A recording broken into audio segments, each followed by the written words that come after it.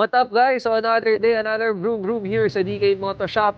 So guys, may good news sa mga nag-aantay ng Zeus Apollo V3 para sa mga nakamilyo. Guys, ito na guys, dumating na yung stock natin. So pakita ko sa inyo what's in the box. So as usual, pag bumili kayo ng Zeus Apollo V3, so package siya sa kasama na yung elbow, yung clamp, and then yung canister syempre ng Apollo V3 natin. So ayan guys. Syempre, para sa mga nakamiyo salty, alam ko yung problema dyan. So, in-include ko na rin yung bracket, yung Y bracket, para makabit yung shop plug and play. As promised, kasi ang Zeus Apollo VT, sinasabi namin plug and play para kahit nasa bahay kayo, kaya nyo to install. So, good news guys! On hand, available na siya. So, ang price natin dito guys, medyo mataas ng konti.